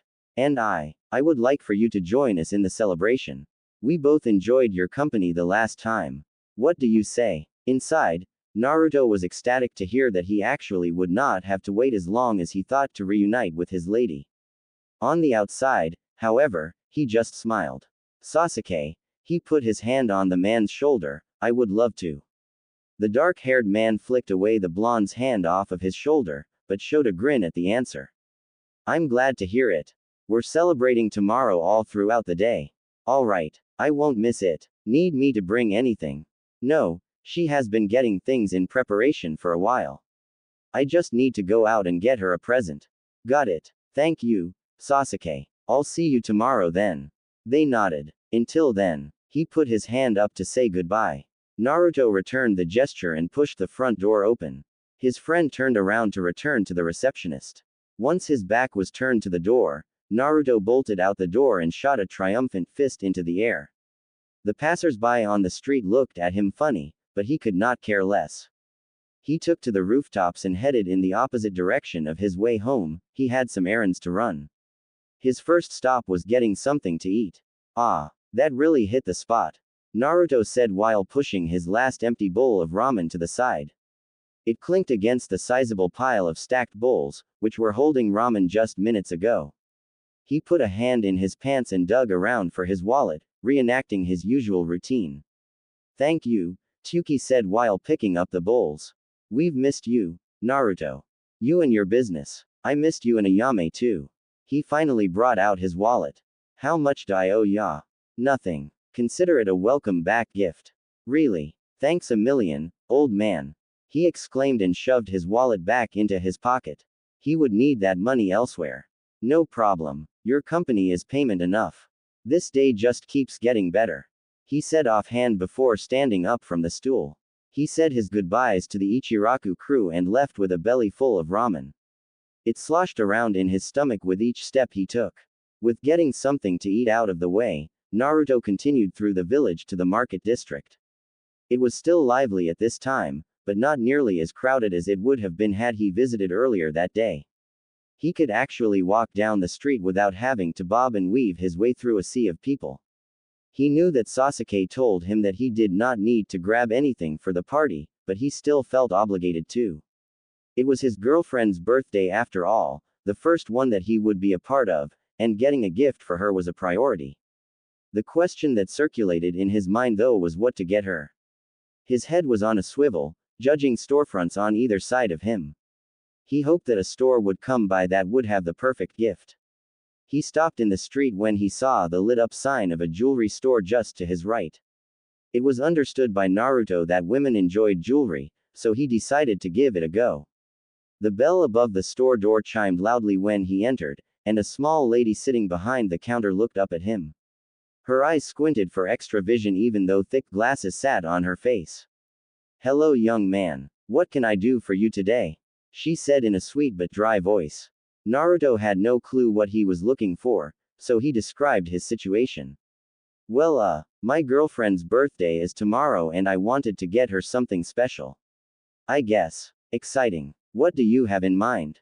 "Not the slightest clue." She looked at him blankly for a moment before shaking her head and chuckling. "Well, can't say I didn't expect you to be clueless. Most men who come in her are. Yeah, this is new to me. Can you help me find something?" "Depends. How special is she to you?" She slid off of her stool and hobbled over to the cabinets near her. "Really special. Like marriage special or, I want to keep you locked up in my basement so only I can see you, special?" "'Cause I sell both." "What?" he asked intelligently. "Nothing. Here's a better question. Do you love her?" "Yes," he answered confidently for the second time that day. "Okay, that's a start." After she said that, she began fishing around in the cabinets. "How much?" "The price doesn't matter to me." "Not the price, you dork. How much do you love her?" "Oh, a lot." "You're gonna have to be better at describing how you feel than that." Naruto put a hand up to his chin and gave it a thorough go with his brain. His hand fell back down to his side when he found his answer. "She's the only woman I've ever felt this way about. I've enjoyed every second that I've spent with her, and I can't see my future without her." "Bingo," she said while she picked out 3 boxes from the back of her cabinet. She then slid them onto the countertop and put them in a line. She opened the first one and let the man take a look at it. Naruto inspected it and immediately noticed its craftsmanship. Tiny details were etched into the ring, detailing a serene scene of birds flying through the sky. It was a beautiful piece, and one that was sure to make anyone who received it happy. "Nah, not feeling it," Naruto said nonchalantly. The woman opened the second box. The pair of earrings that were revealed made the previous ring look like one that came out of a gumball machine. Naruto admired their elegance, but they too fell short of his expectations. He shook his head in the negative. The woman hovered her hand over the last box hesitantly. "You're a ninja, right?" He nodded. The box opened and a quality necklace was inside. It was made out of small silver rings linked together, and it hung metal bands shaped into a 3-dimensional heart. The bands were spaced far enough apart to be able to see inside of the heart, where there was a red gemstone. She pulled out the necklace and handed it to him. In the same case, under the necklace, was a ring with red etchings spanning its circumference. She gave that to him as well. "It comes with both of these."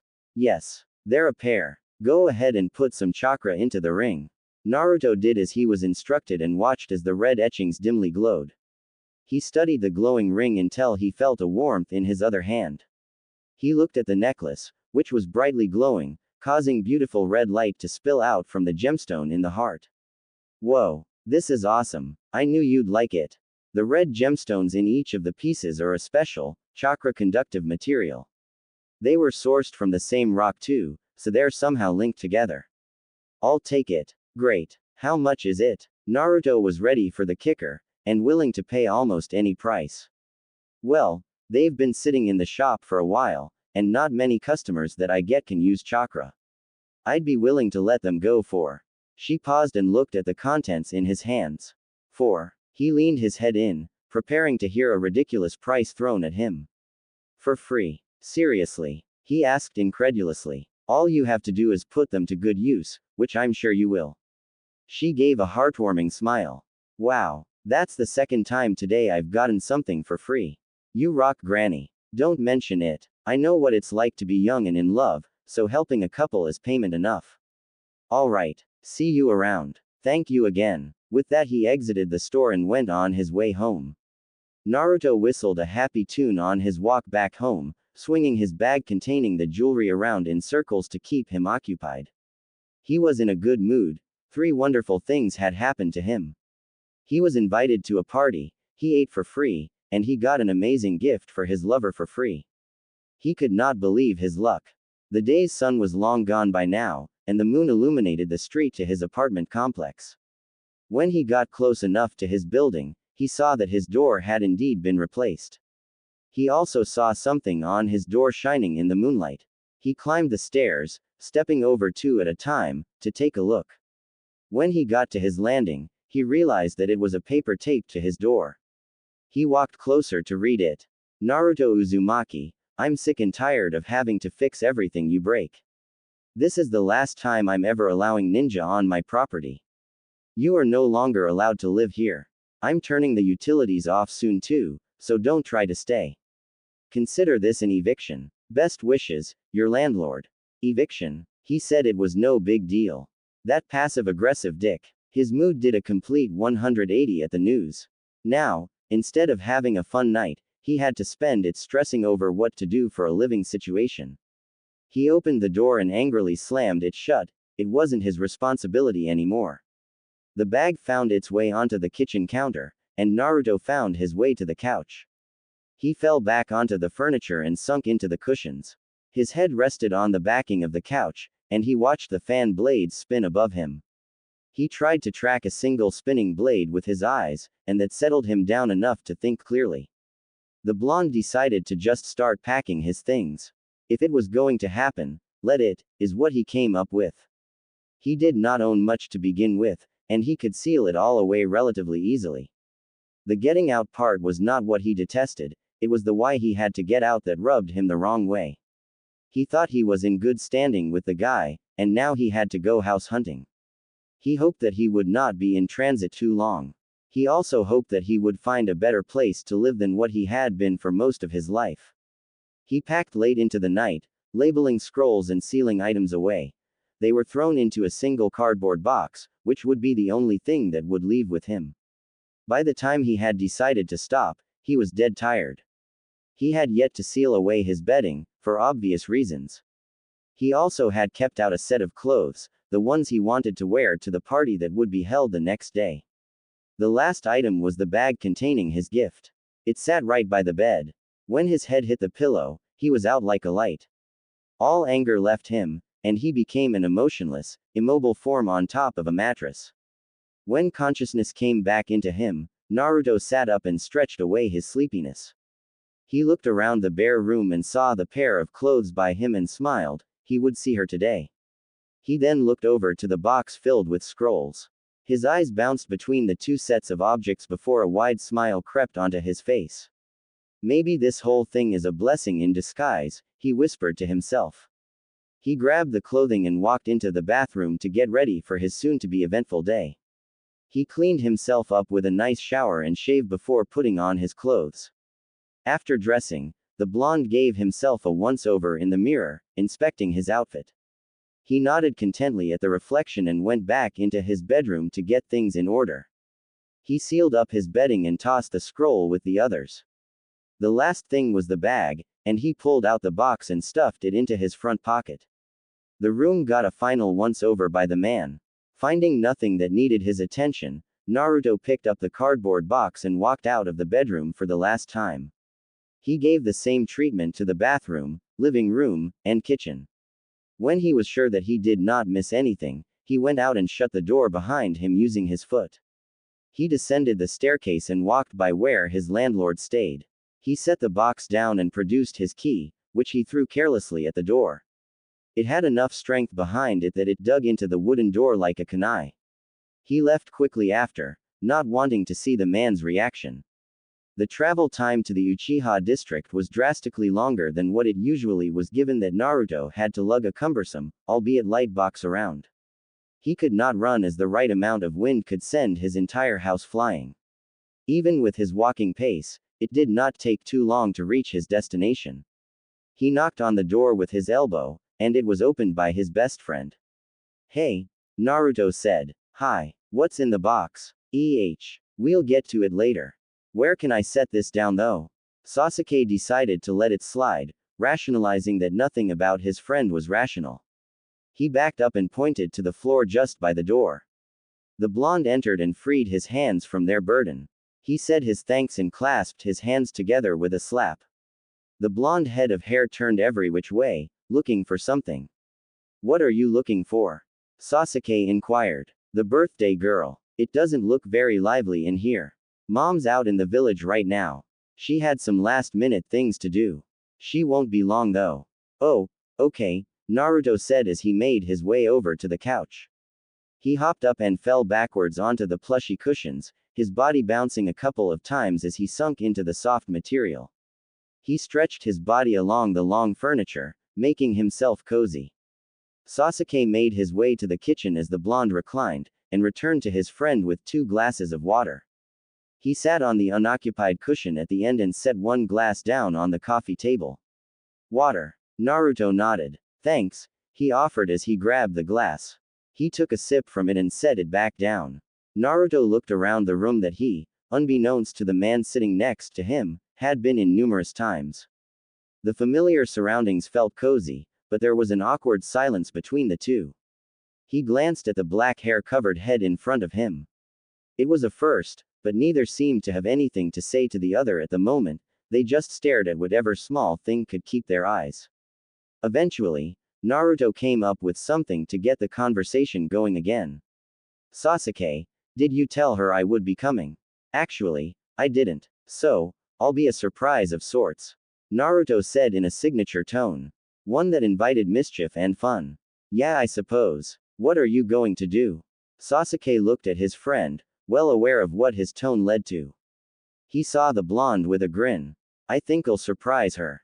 It was cryptic to say the least, leaving Sasuke with interested yet skeptical eyes. "And how do you plan to do that?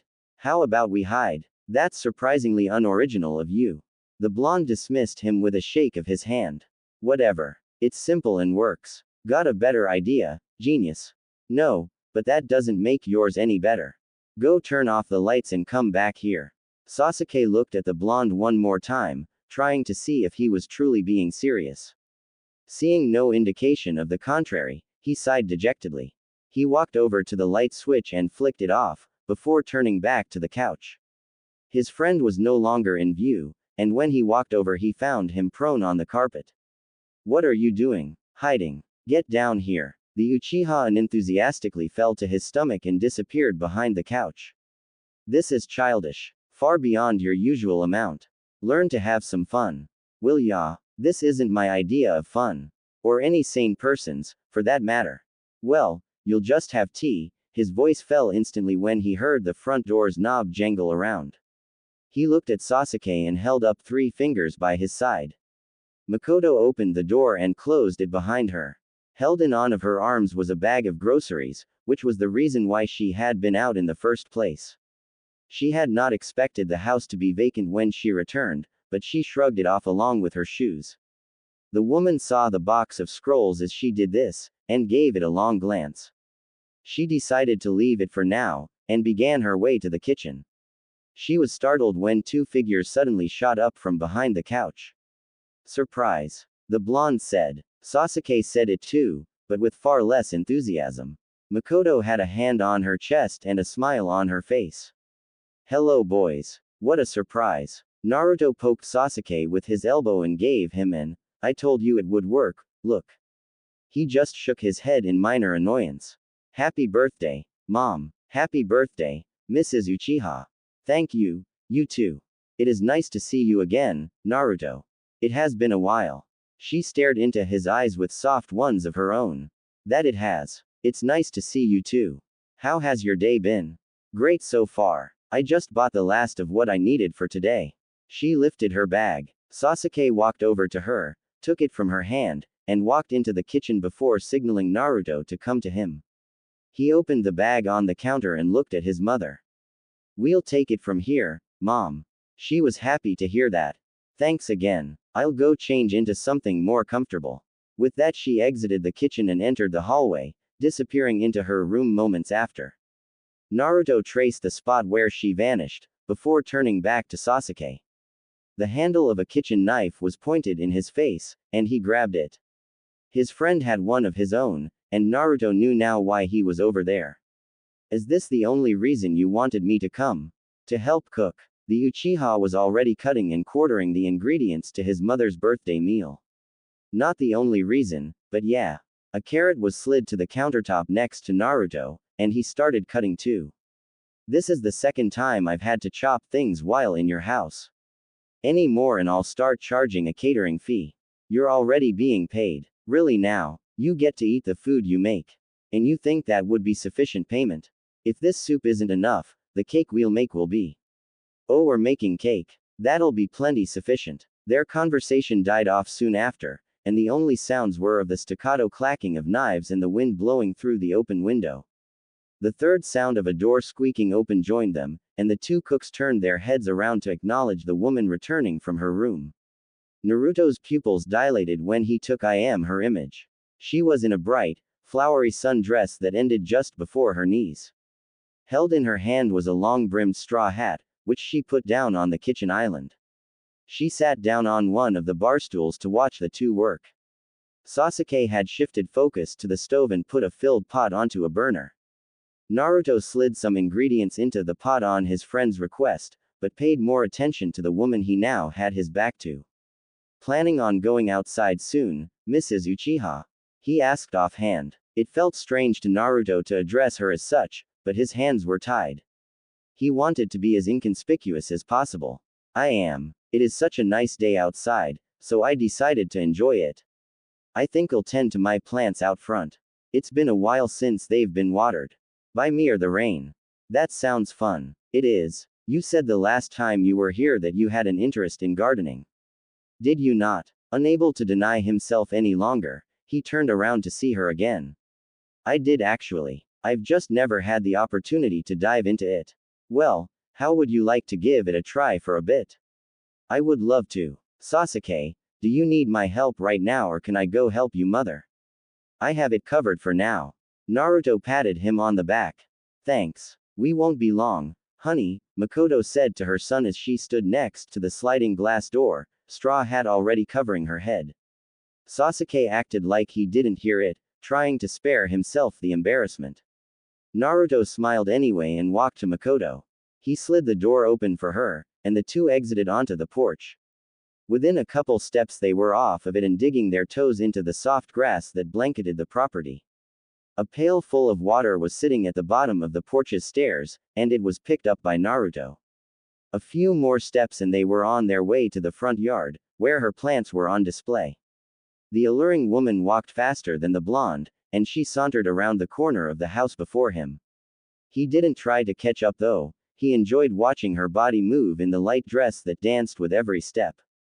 As soon as he did round the corner, his head was pulled down to Mikoto's. The sudden action jerked the water bucket around, causing some water to slosh out and splash their feet. Neither of them cared in the slightest. Naruto even dropped the thing a moment later. All attention was allocated to the electrifying kiss that they were sharing. The Uchiha's soft hands cupped his face, and the Uzumaki's hands held onto her sides to pull her closer. Her hands slid from his face to behind his head, and she jumped up and wrapped them in her legs around him. He held her bottom to support her. The kiss somehow deepened. The pair fervently attempted to make up for lost time. Their tongues swirled together, their hands groped at whatever they could reach, and their pelvises grinded against each other's. Everything about them displayed a lusty yet loving desperation for each other.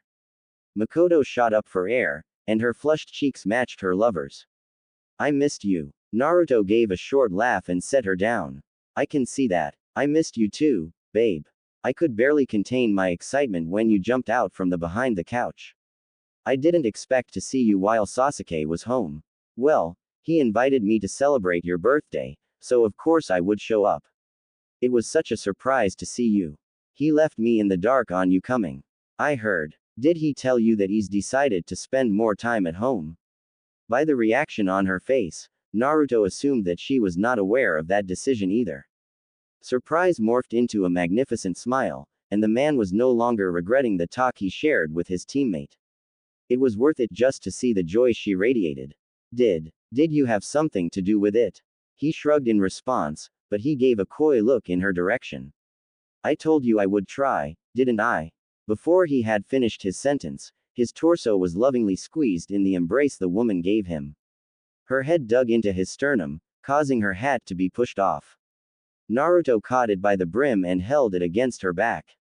He returned the hug with equal effort and emotion.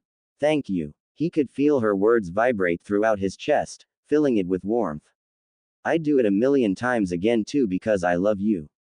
She looked up at him.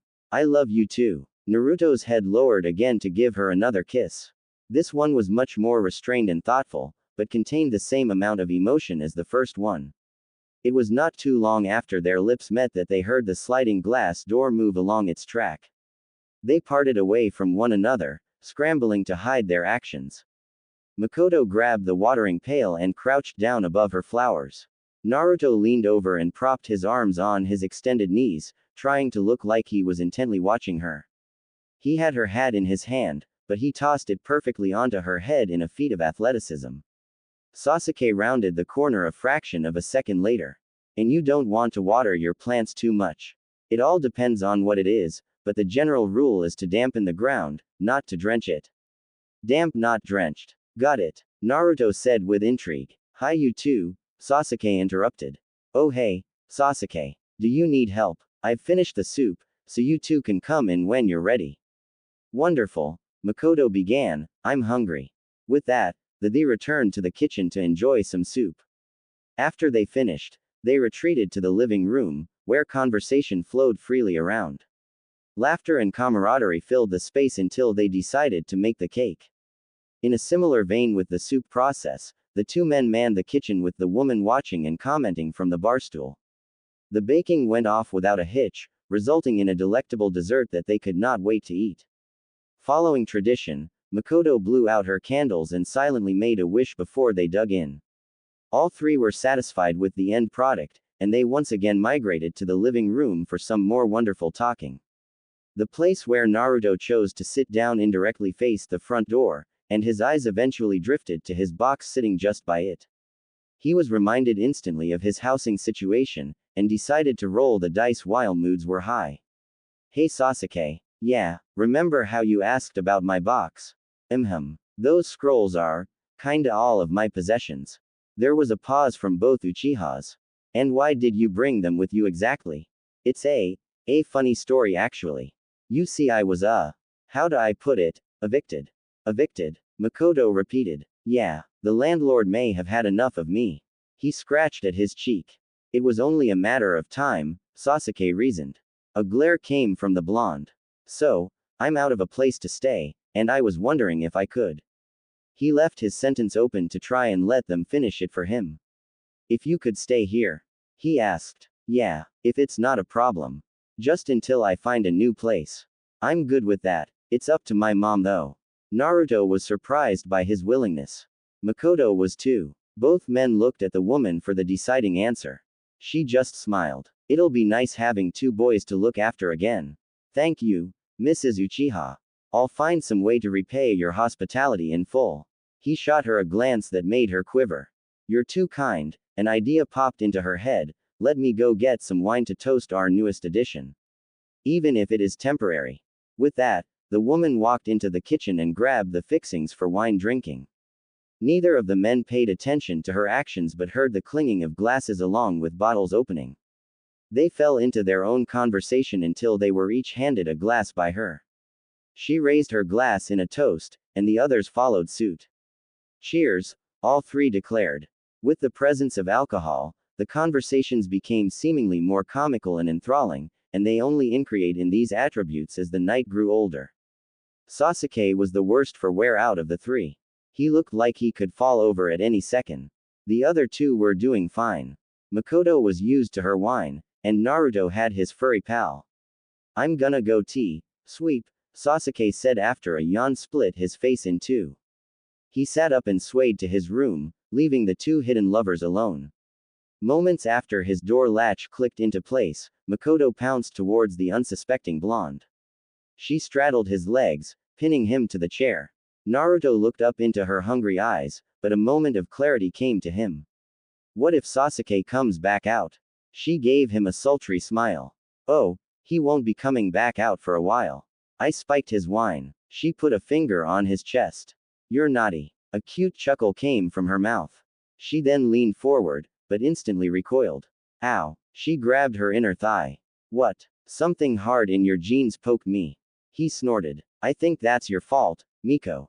She grinned but otherwise ignored the joke. She then grabbed the side of his leg and pinched an object in his pocket. What is this? Oh, he remembered, that's for you. He pulled his leg out from underneath her and pulled out the small box. He handed it to her and gestured for it to be opened. She slowly lifted the lid away from the base, and gasped when the jewelry was revealed. The necklace was lifted out and inspected by the woman, who had stargazer eyes. She put it on around her neck to see how it felt. Naruto quietly slid on the ring and sent chakra to it. Another gasp sounded when the gemstone heart slightly brightened the dim room, filling it with a romantic red color. Happy birthday, love, Naruto whispered into her ear. He was immediately glomped by the ecstatic woman, who started kissing all over his face. Let's go to my room, Mikoto said. It was more of a demand than a suggestion, one that Naruto was happy to oblige. Lead the way.